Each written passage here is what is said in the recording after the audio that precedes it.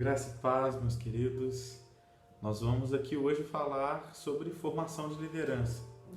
O desejo do meu coração é que esse curso de formação de líderes ele seja bem menos metódico do que o nosso curso de teologia.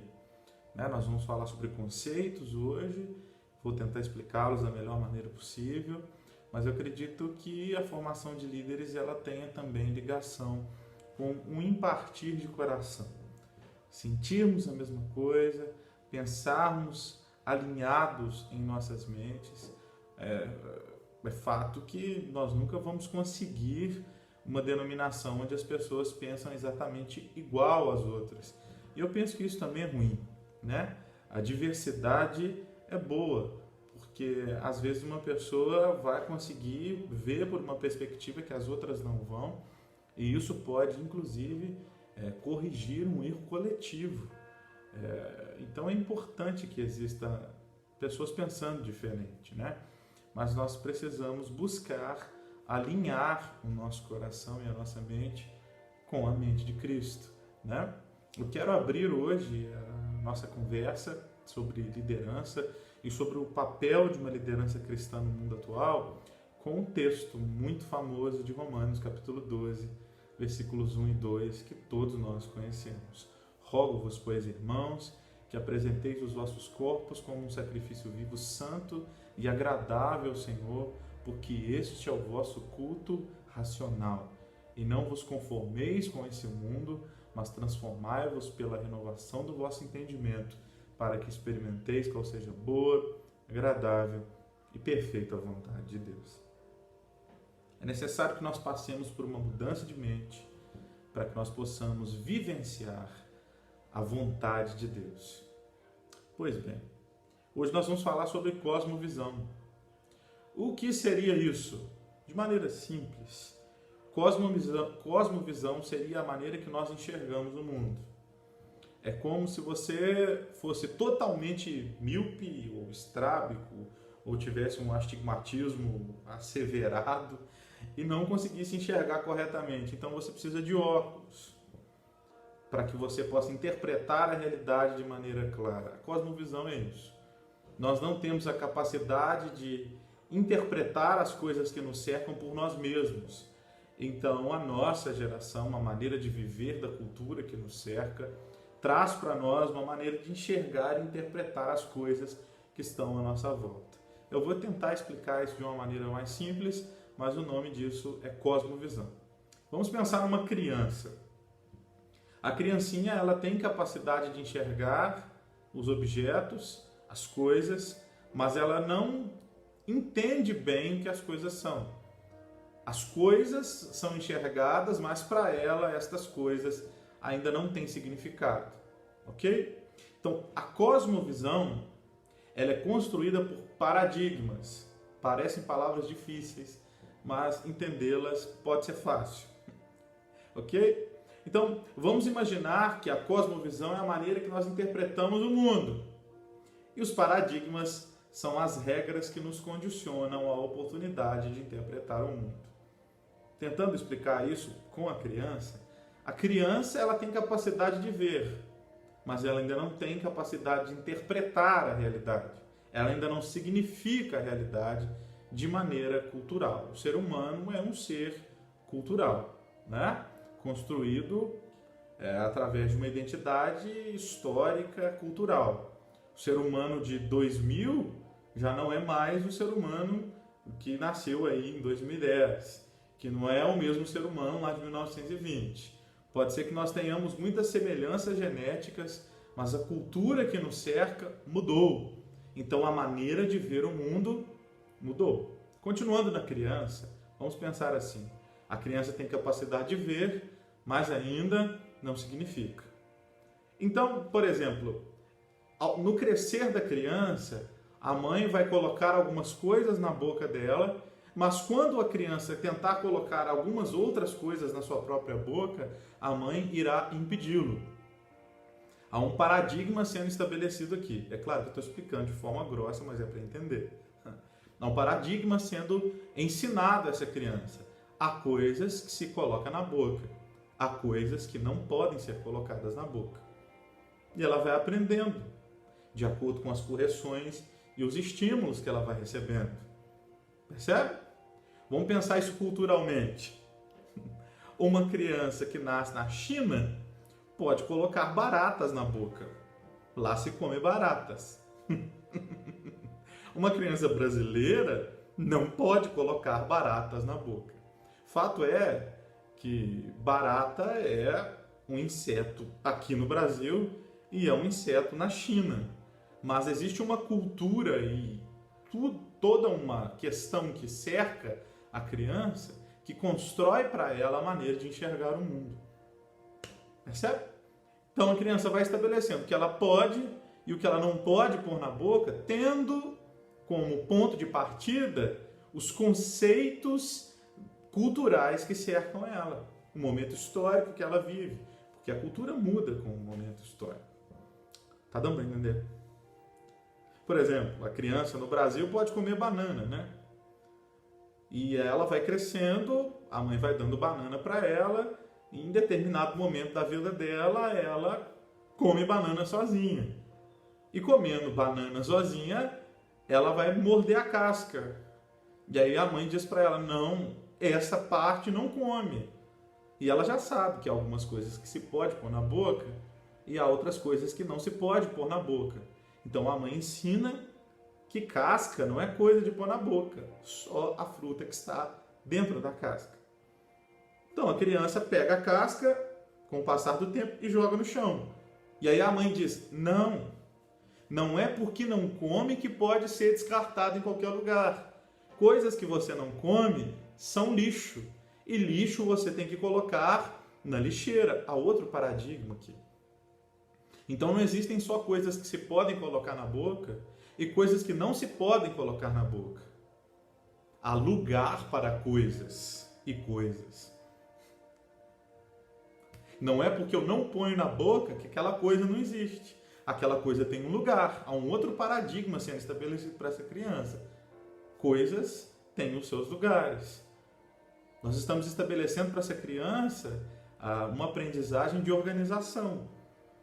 Na vida adulta isso vai ser essencial. Há lugar para isso, há lugar para aquilo, há lugar para aquilo outro. Não é? Então, a cosmovisão, a maneira que nós enxergamos o mundo e interpretamos ele, é construída por paradigmas, por regras, que vão estabelecendo o que as coisas são e o que as coisas não são. Como eu faço e como eu não faço. Como eu penso de maneira adequada e o que nem é correto pensar. Essas coisas vão sendo construídas com o tempo, na nossa interação com a cultura e com o momento histórico que a gente vive. Percebe? Você que tem aí 50, 60 ou 70 anos, você sabe que a sua maneira de enxergar é diferente dos seus filhos e dos seus netos. Se você tem 60 anos e tem filhos aí de 40 anos, você sabe que os seus filhos são diferentes dos seus netos, que provavelmente aí uns 40, se seu filho tem 40, seus netos devem estar aí entre os 15 e os 20 anos. Esses dias sentado à mesa com pessoas de diferentes idades, nós partilhávamos isso, como mudou a maneira de enxergarmos as coisas de uma geração para outra. Um menino, uma menina de 15 anos hoje, ela consegue lidar muito melhor com pessoas de cor de pele diferente da dela do que a geração dos 50, 60, 70 anos. É uma coisa aí que a gente não vai discutir, o racismo estrutural que estava na sociedade, a maneira da sociedade enxergar o negro por muitos anos. Você que tem aí 50, 60 anos, talvez você não se entenda como racista, mas ainda tem algumas resistências com o negro ou com a negra, tendo em vista as informações que você recebeu. E é necessário que se mude. E a sociedade está mudando. Hoje nós temos crianças, adolescentes, jovens que convivem bem com a diferença de cor de pele, porque receberam outro tipo de informação. Foram criados numa sociedade mais tolerante com as diferenças. Se você entrar aí na internet, você já está aí, depois você entra, e assistir vídeos dos anos 80, dos anos 90, sobre como a sociedade se comportava com os gays, você vai ver que hoje o comportamento é completamente diferente.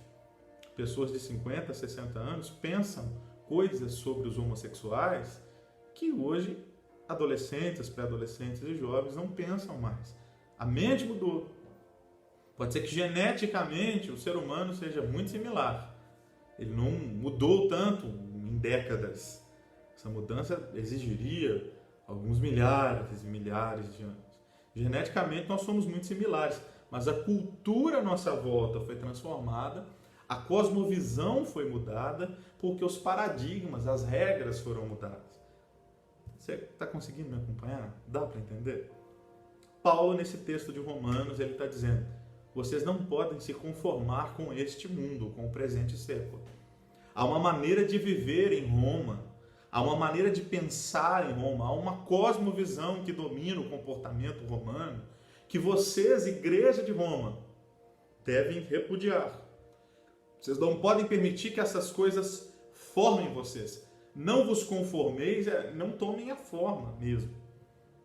Vocês precisam ser formados pela vontade de Deus.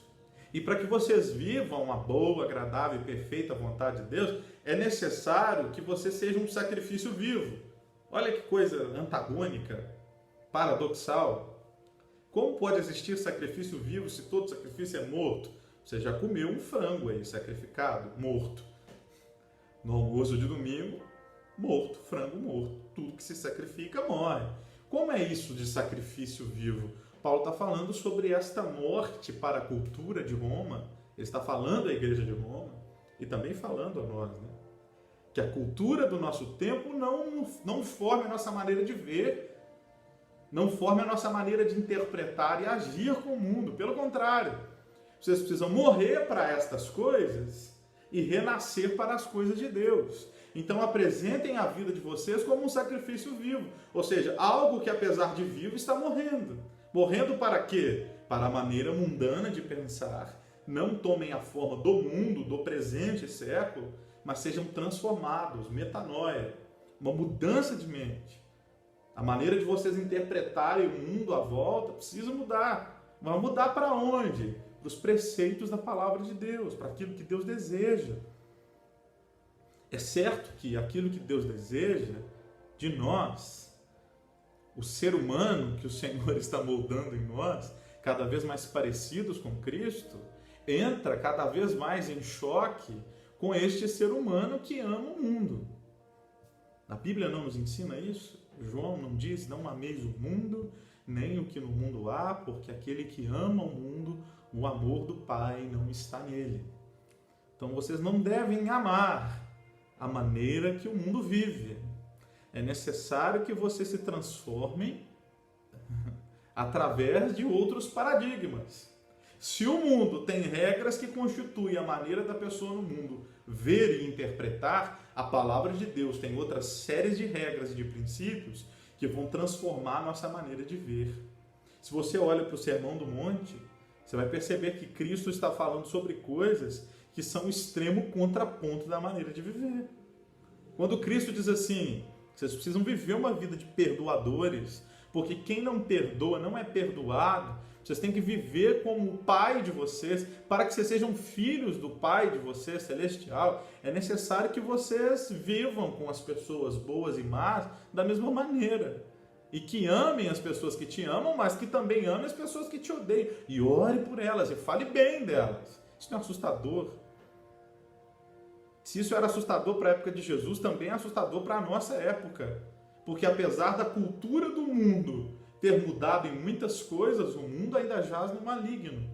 Então, independente das transformações sociais que o mundo viver, independente das transformações históricas que o mundo vai viver, o mundo sempre estará cheio do maligno, debaixo da influência do maligno. Hoje ainda é assustador dizer para alguém que ela precisa perdoar alguém que lhe ofende, porque é natural no mundo que você se vingue de quem te ofende, que você fale mal de pessoas que falam mal de você. Afinal de contas, você não tem sangue de barata e precisa se defender. Não é assim que a gente vive? Então é necessário para nós, como cristãos, líderes na Igreja de Cristo, que nós passemos por uma transformação na nossa maneira de interpretar o mundo. Porque nós só formamos discípulos segundo a nossa espécie. pessoas aprendem mais com modelos do que com palavras. Você pode dar conceitos, mas as aulas práticas ensinam sempre mais do que as aulas teóricas. Não é? Então não é só sobre falar de um reino, é sobre permitir que os estatutos desse reino sejam vividos por nós e que os frutos disso sejam colhidos por todos. Amém. Lá em Mateus 6, ainda dentro do Sermão do Monte, Jesus disse que nós temos que buscar em primeiro lugar o reino de Deus e a sua justiça. A justiça do reino de Deus é feita através da palavra de Deus. A justiça, dar ao outro aquilo que lhe é de direito, o direito é sempre estabelecido por uma porção de regras. Todo Estado tem a sua Constituição. O Brasil tem a sua Carta Magna, a sua Constituição. De acordo com a Constituição brasileira, que devia ser respeitada, não é, enfim, né? O mundo já é do maligno. Dentro da Constituição brasileira está dito ali quais são os direitos e os deveres do cidadão. O reino de Deus também tem a sua Constituição. Se você deve buscar o reino e a justiça, ou seja, essas duas coisas em primeiro lugar, o texto não está dizendo busque em primeiro o reino e depois a justiça. Busque em primeiro lugar o reino e a justiça. O reino de Deus é a sua justiça, a justiça do reino de Deus. Como nós vamos fazer isso? Como nós vamos entender o que deve ser feito no reino de Deus? Olhando para o estatuto do reino de Deus, que é a palavra de Deus.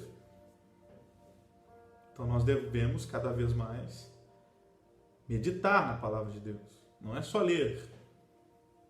Você que é líder, você deve meditar na palavra de Deus. Salmo 1 diz, bem-aventurado o varão que não anda segundo o conselho dos ímpios, não se detém no caminho dos pecadores, não se assenta à roda dos escarnecedores. Olha, ele não vive como o mundo vive. Antes disso, o que evita ele viver essa vida? Antes, tem o seu prazer na Carta Magna do céu, na lei do Senhor, nos paradigmas de Deus. E nela medita. Meditar é diferente de ler. Meditar é parar e comer daquilo com paciência. Eu acho lindo esses projetos de ler a Bíblia em um ano. Eu já os fiz algumas vezes. Mas eu confesso a você, muito melhor é meditar na palavra do que lê-la por obrigação. Então nós precisamos amar a palavra de Deus. Líderes, para que nós mudemos a cosmovisão das pessoas que estão dentro das nossas células, dentro dos nossos grupos vida, dentro dos ministérios de louvor, de dança, de jovens. Não sei o que você faz aí dentro do corpo de Cristo, mas para que você imprima nas pessoas uma cosmovisão que vai fazer com que ela enxergue o mundo e o interprete segundo aquilo que Cristo deseja, nós precisamos fazer um retorno à palavra. O que a Bíblia diz? O que Cristo espera que eu faça? Como eu posso imitar a Cristo dentro desta situação? Como nós vamos fazer isso se a gente nem conhece a palavra de Deus e não medita nela? Percebe? Cosmovisão, maneira de interpretar o mundo, está diretamente ligada aos paradigmas que sustentam essa cosmovisão. As regras. Existem regras na palavra de Deus que vão fazer você enxergar diferente as coisas. Vamos tomar como ponto de partida aí o inimigo que a gente já falou. Como você olha mundanamente para uma pessoa que pisa no seu carro? Ela passa na rua e você azeda na hora, né? Se for obrigado a dar um sorriso, é aquele bem amarelo, né? E bem forçado. Mas a Bíblia está dizendo para nós que nós devemos amar os nossos inimigos. Já parou para pensar que passa do outro lado da rua aquela pessoa que vai te trair, que você sabe que vai pisar na bola com você, mas você está tão seguro naquilo que você ouviu de Deus, a ponto de dizer, pode ir. Cristo fez isso com Judas. Faça logo o que você tem que fazer. E Judas volta e Cristo o chama de amigo. Cristo mudou com Judas.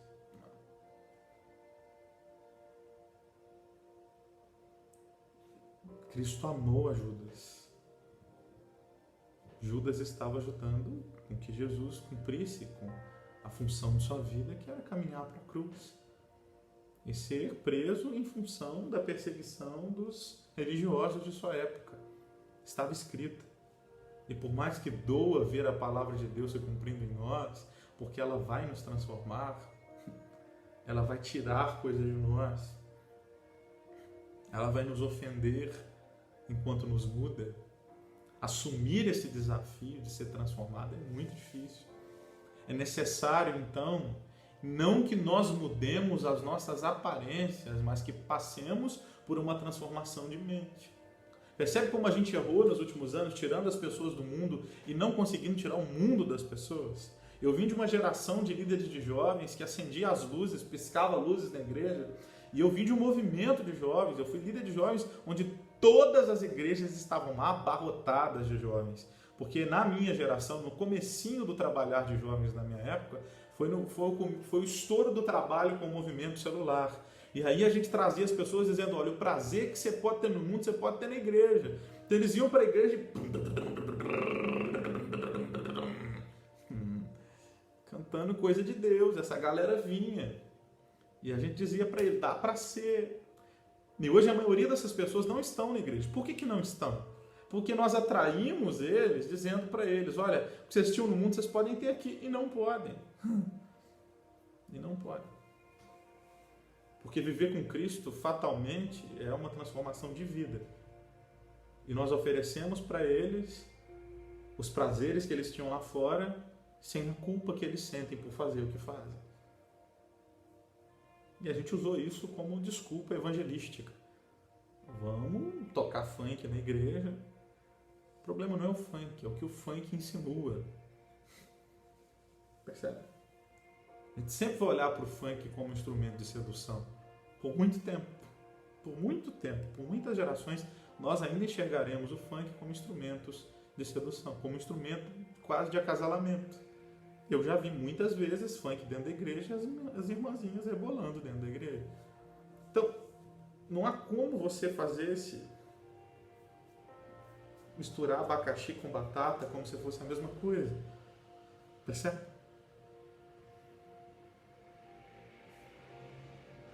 Então não adianta eu trazer um jovem mundano para a igreja, colocá-lo no meu louvor, sem permitir que Cristo viva nele. Porque aquilo que ele toca é tão impuro como aquilo que ele tocava lá. Então é necessário uma mudança de coração para que agora aquilo que ele faz com a sua guitarra, com a sua bateria, seja um instrumento de cura, de transformação. Percebe? É mais fundo, é mais complicado, é mais demorado. E a gente precisa enxergar isso. Percebe? Vamos pegar aqui como exemplo, para a gente continuar falando sobre cosmovisão, a maneira que os Estados Unidos, eu não sou um historiador, óbvio que não sou, então vou tratar isso da maneira mais grossa possível, mas pegando exemplos que são úteis.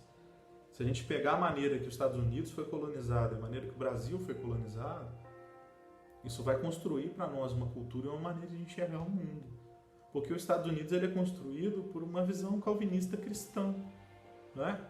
De pessoas que queriam construir uma sociedade afastada daquilo que a Europa estava vivendo. Weber vai escrever isso, que é um sociólogo absolutamente respeitado, sobre a influência do protestantismo dos cristãos na América do Norte, nos Estados Unidos, construindo a mentalidade capitalista. Por quê? Porque os cristãos que colonizaram os Estados Unidos, eles não gastavam as suas rendas com bebida, com drogas, com luxúria. Então eles trabalhavam, ganhavam, acumulavam, trabalhavam, ganhavam, acumulavam, e esse acúmulo fez a nação enriquecer e crescer. Deu poder aos Estados Unidos. O crescimento do movimento capitalista, que hoje é diferente daquilo que era na época, tem origem em um paradigma. Qual era o paradigma das pessoas que estavam nos Estados Unidos naquela época? Os puritanos não gastariam o seu dinheiro naquilo que é impuro. Viveriam as suas profissões, ganhariam dinheiro com aquilo que fazem, mas acumulariam para a glória de Deus. Fez uma nação potente. Como o Brasil é colonizado? Da maneira mais errada possível. Um pedaço de nada, no canto do nada. As viagens eram muito distantes entre Portugal e o Brasil naquela época. Então, as pessoas de alto gabarito, de grande formação, viriam para cá? Óbvio que não. Para quê? Para viver no meio do mato? Então, mandavam para cá, por você lê, Darcy Ribeiro e uma série de pessoas interessantes no Brasil que vão escrever sobre a formação do povo brasileiro.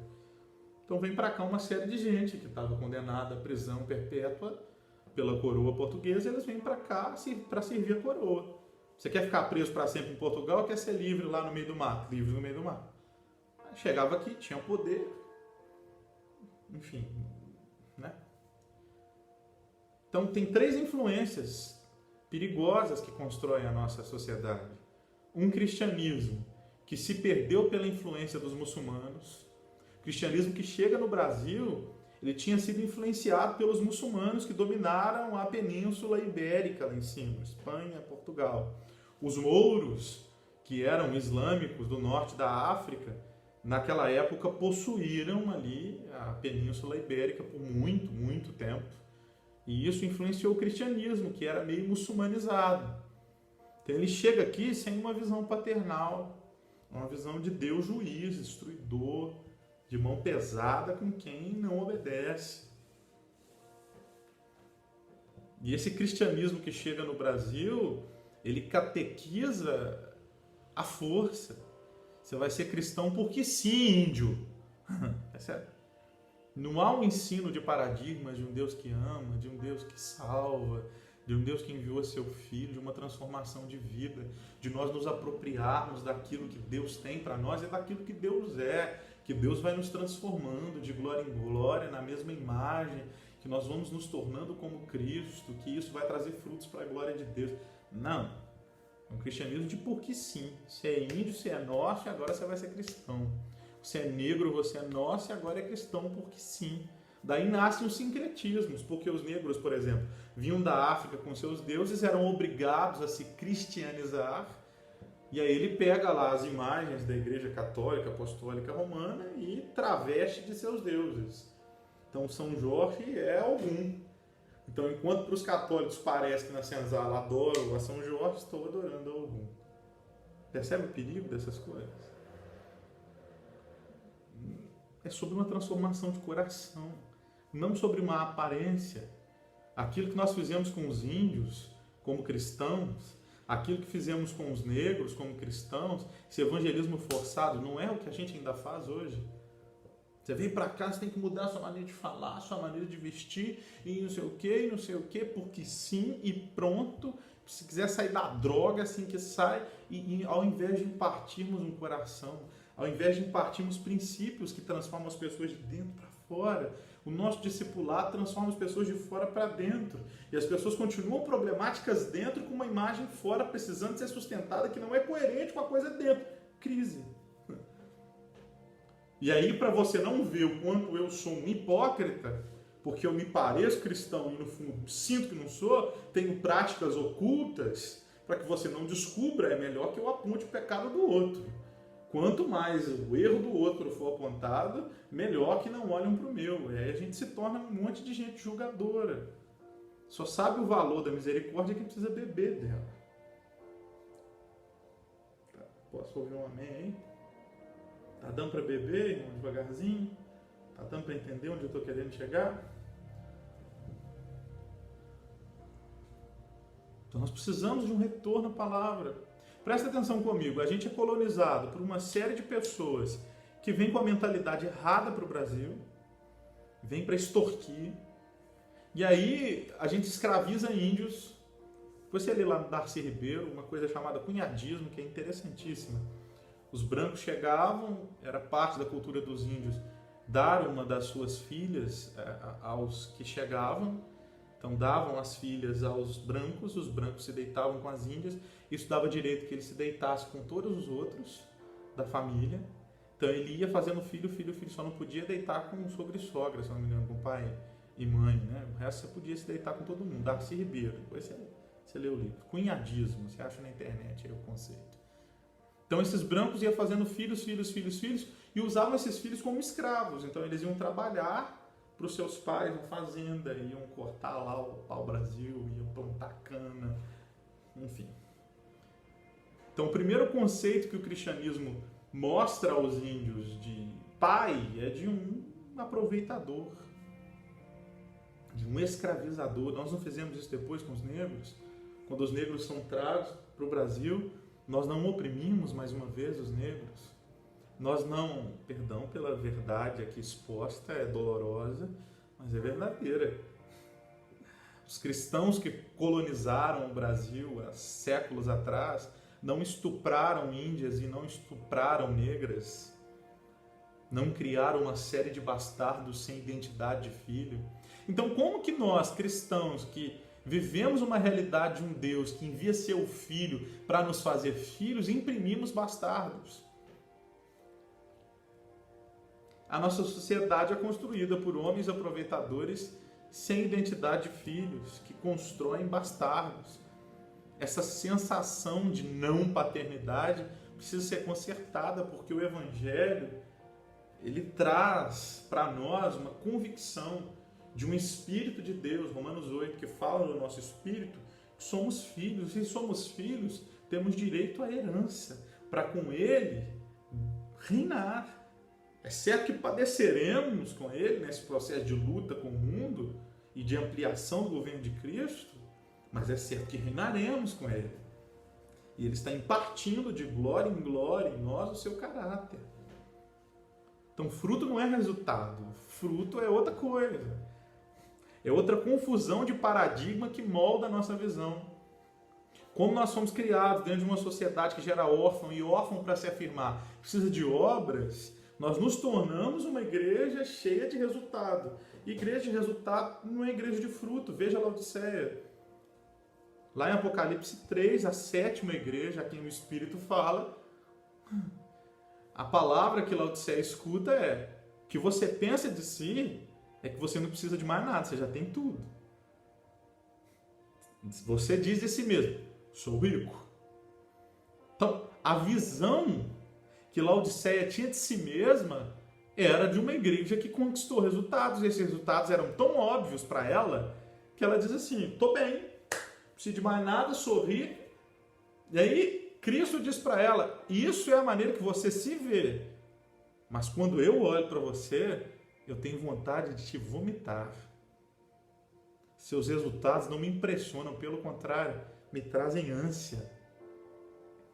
Porque quando eu olho para você, eu não te vejo próspera, eu te vejo miserável. Quando você se vê com as suas vestes belas, eu olho para você e te vejo uma igreja com a nudez exposta, pobre, cega, nua, miserável. É assim que eu te vejo, Laodiceia.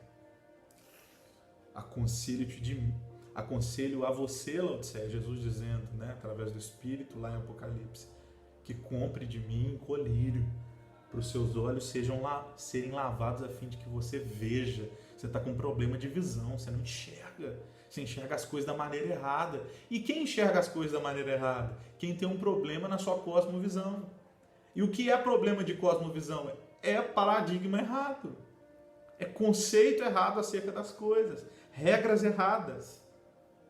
Laodiceia se aprovava, mas Cristo queria vomitar. Mas a beleza desse texto é Cristo bater à porta de uma igreja que está pronta. Isso é tão terrível de falar, que me causa até dislexia. A beleza do texto é Cristo dizer que está batendo a porta, ou seja, está de fora, de uma igreja que ele quer vomitar. Parece paradoxal, né? É porque Laodiceia fechou Jesus de fora, dizendo, nós não precisamos mais de você, nada nos falta. E Cristo está dizendo, te falta tudo, mas eu ainda acredito que alguém possa me ouvir aí dentro. Eis que estou à porta e bato. Porque os paradigmas que regem a cosmovisão de Deus, se é que eu posso dizer dessa maneira, são diferentes dos paradigmas que regem a visão da Laodiceia com a porta fechada para Jesus. Eu ainda acredito que alguém aí dentro possa me ouvir. E quando eu entrar, eu quero ter mesa, relacionamento com vocês. Quero comer com vocês. Quero me relacionar com vocês. Porque é relacionamento que estabelece paradigma. Você aprende mais com modelos do que com discursos. Cristo está dizendo, eu quero entrar aí no meio dessa coisa que eu não suporto. E eu quero me relacionar com vocês. Eu quero que vocês me vejam vivendo. Aleluia. Amando os filhos.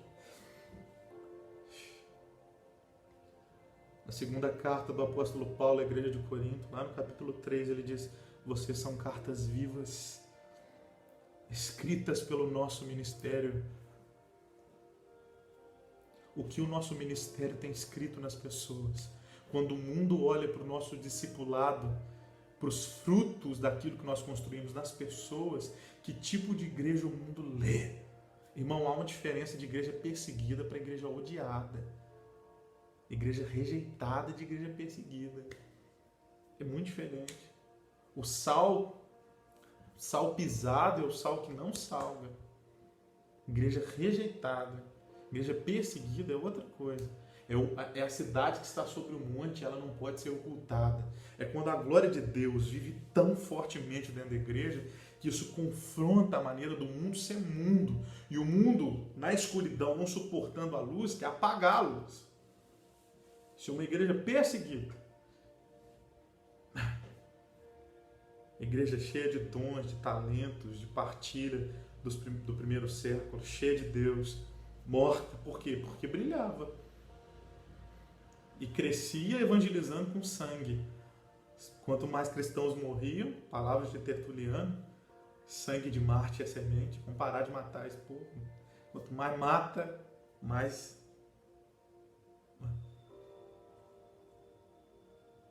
Diferente de nós. Quando o mundo olha para a igreja atual, ela está dizendo assim, vocês não nos amam.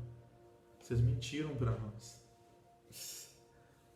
Eu sei que pode ser ruim para ouvir. Eu sei que talvez até algumas pessoas já tenham desistido do vídeo nessa altura do campeonato. Mas eu não estou aqui para falar mentira ou para formar um monte de gente que quer crescer no ministério para se tornar alguém. Ministério não é para afirmar você como pessoa. Ministério é o teu serviço quando você entende quem você é. Diferente. Paradigma invertido. O mundo te ensina assim, faça a faculdade para você se tornar um profissional. Então, passe por um processo para que você venha a ser. O cristianismo vai te mostrar uma coisa diferente. Por que você é, passe pelo processo. Então eu passo pelo processo sabendo que eu sou, eu estou sendo apurado. Eu não sou só quando termina o processo. Eu sou algo que Deus disse que eu sou. E a partir disso eu enfrento o mundo, eu enfrento os desafios. E eu vou me tornando cada vez mais parecido com Jesus. Então não é fazer para ser. É fazer porque eu sou. E aí a gente vai parar de briga no ministério da igreja. Porque as pessoas vão trabalhar naquilo que são. Então elas não precisam disputar. Sempre falo isso, irmão. A igreja que disputa...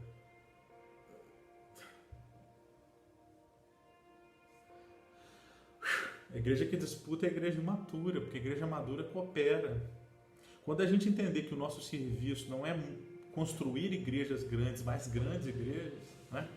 Quando a gente entender que o nosso papel como líderes cristãos não é trazer pessoas para a igreja, mas fazer com que as pessoas sejam igreja, e a gente entender que esse trabalho é muito complicado de fazer, nós vamos pegar na mão do outro e dizer, nós não damos conta, ajuda aqui. Vamos fazer junto, porque a gente não dá conta. Essa visão de vamos ganhar a cidade para Jesus é visão de órfão. Porque se a igreja for da igreja, se a cidade for da igreja A, ela não pode ser da igreja B. Então não é sobre nós ganharmos a cidade, é sobre nós servirmos a cidade. É sobre nós colocarmos uma mesa disponível até para quem nos odeia. É sobre nós cessarmos a fome do faminto. É sobre nós cobrirmos a viúva com sustento. É sobre nós formarmos professores cheios do Espírito Santo, que vão impactar escolas, que vão construir missionários, que vão ser enviados às nações. E não por uma imposição de uma fé. Percebe? Não é para você deixar de ser da Umbanda porque ser cristão é que é certo. Não é isso. É sobre você desejar viver o que eu vivo. Porque a luz de Cristo em mim mostra para você um caminho. Jesus é o caminho. Jesus é a verdade. É sobre o mundo olhar para nós e dizer assim: uau, que isso em você?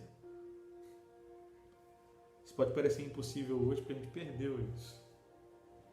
A igreja de 30, 40 anos atrás, ela enxergava um pouco menos em alguns sentidos, mas vivia, talvez até pelos motivos errados, com mais intensidade as coisas certas. É certo que hoje a gente sabe que uso e costume não santifica ninguém. Mas as pessoas buscavam viver usos e costumes em função de buscar a santidade. Então era um povo que achava que saia era uma coisa incrível, mas era um povo que orava muito também. Entende? E aí a gente deixou a saia e também deixou a oração. Então os nossos acordos com o mundo e com as práticas do mundo foram gerando desacordo. Eu prefiro, meu irmão, e aqui eu vou te assustar, hein? Eu prefiro coque no alto da cabeça, se houver oração, do que o cabelo alisado até o pé, cortado e hidratado pelos melhores cabeleireiros no arroba das grandes pastoras do Instagram, se a vida delas não impacta mais. Se elas não são procuradas pelas vizinhas, batendo na porta, dizendo: ore pela minha casa. Porque as irmãs Maria que tinha na igreja 30, 40 anos atrás, eram mulheres que não eram admiradas pelas suas belezas, que não tinham uma arroba de um grande cabeleireiro para fazer de graça o que milhares de reais fariam para uma pessoa sem o arroba. Vocês estão me entendendo, né? Mas eram senhoras que na hora da crise a casa delas era visitada. Irmã Maria, você pode orar por mim? Meu marido saiu de casa. É assim que o evangelismo acontecia. Vida. É assim que os irmãos José eram encontrados. Orem por mim, preciso de uma direção. Será que a igreja hoje é procurada, irmão, como alguém que tem uma direção para oferecer? Será que as pessoas acreditam que nós temos algo a dar a elas porque a glória de Deus brilha em nós? Oh, meu Deus. Será que elas nos procuram para aprender algumas regras para serem mais felizes no mundo? Deixa eu te dizer uma coisa, irmão. Algumas coisas são necessárias. É claro que é necessário que algumas pessoas dentro da igreja ensinem as pessoas a serem felizes consigo mesmas e terem equilíbrio e saúde emocional. Mas isso não é o carro-chefe da igreja. Não pode ser. O evangelho é oposição ao paradigma e à cosmovisão do mundo. Então não é sobre vencer no mundo, é sobre vencer o mundo. Não é sobre como você ser um grande profissional acordando 6 da manhã e tomando banho de água fria. É sobre você acordar de madrugada queimando de paixão por Cristo.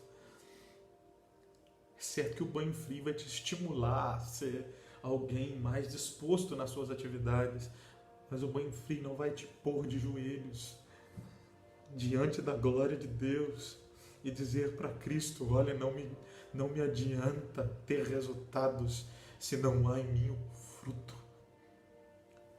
Não me adianta acumular coisas nessa terra. Hoje o impacto que a gente promove na vida das pessoas é através de algumas técnicas de persuasão. Chamar as pessoas de excremento no meio de uma palestra. Isso é bosta. Então, para mudar uma pessoa, eu preciso chamar ela de bosta. Eu não posso chamar ela de filho. Porque eu me lembro de uma mulher que tinha gastado toda a sua vida e todo o seu dinheiro com médicos e por 12 anos continuava enferma.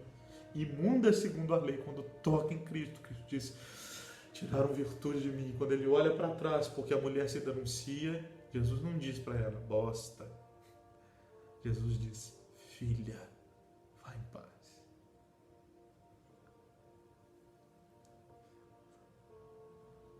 Então, o impacto que a igreja precisa causar, irmão, é diante de uma mulher apedrejada, baixar-se no nível dela. Hoje parece que a gente pega mais uma pedra para dizer, ei, não é da minha igreja não, isso aí não fui eu que discipulei não. Abaixar no nível da pessoa, sabendo que estar abaixado com ela no chão não faz de mim menos. É porque eu tenho tanta certeza de quem eu sou que eu posso me humilhar aqui nesse lugar. E liberá-la. Peques mais. Nós não temos problema quando o pecador nos toca, como Cristo, na casa de Simão. Ele não sabe que é uma pecadora. Não tem problema o pecador encostar em mim. Na verdade, o pecador, Cristo dizendo, o pecador precisa mesmo encostar em mim. Será que a igreja se permite ser tocada por quem peca? Ou nós afastamos os pecadores de nós? Percebe? Nós precisamos de uma mudança de paradigma, irmão. As leis que compõem a nossa maneira de interpretar a realidade precisam mudar. Oh, Jesus. Toque os meus irmãos, suas casas. Pecadores. Toque-nos nesses dias, Senhor. Nos leve a um arrependimento verdadeiro. Oh, Abba, nós te queremos tanto.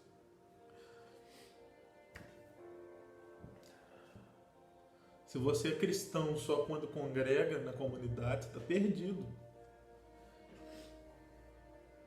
E agora, que não tem comunidade? Precisa cultuar aqui no YouTube. Como é que faz? Essa quarentena ela vai denunciar as nossas enfermidades evangélicas. Que esse ativismo que a gente tinha de culto segunda a segunda, irmão, que sustenta a gente. Essa vontade nossa de sempre que ir no culto comer uma lasanha, uma picanha, sustenta a gente na vida arroz com feijão, irmão. É a perseverança nos pequenos passos. Não é expectativa de grandes eventos. Tem gente que vive hoje em dia de grandes eventos, com as grandes bandas, com os grandes pregadores. Que isso, cara? O que sustenta o cristianismo é 3 horas da manhã, ajoelhadinho na beirada da cama, dizendo é de mim. O que sustenta a nossa vida é a nossa constância em abrir o evangelho ou conectá-lo aí no seu celular, no seu iPad, no seu sei lá o quê, e meditar.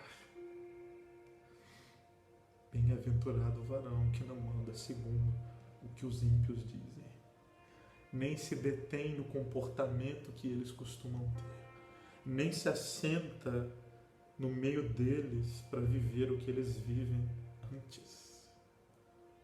A construção da sua cosmovisão é dada no prazer que tem na lei do Senhor. Prazer na lei.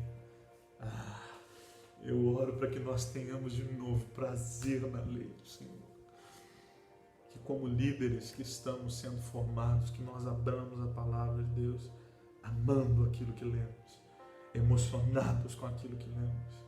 E quando eu digo emocionado, não no sentido de um arrepio ou de um choro, mas constrangidos por dentro, sabe?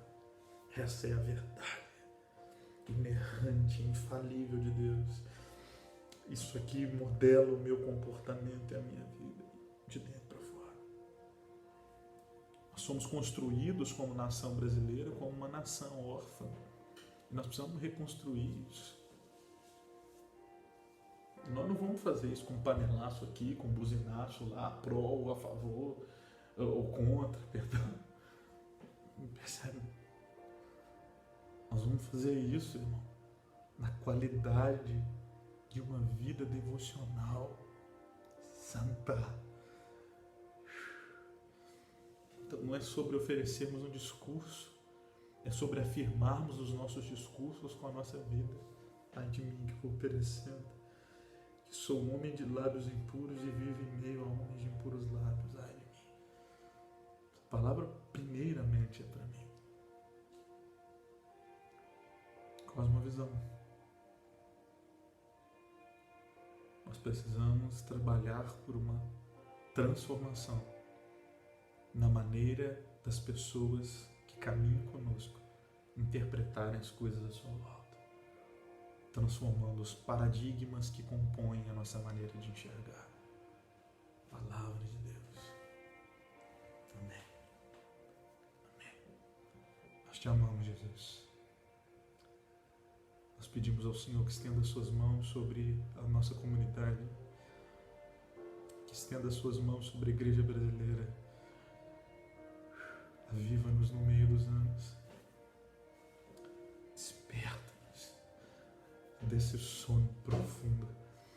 A palavra nos diz que perto da meia-noite, quando estava para vir o noivo, ouviu-se uma voz que despertou tanto as prudentes como as loucas.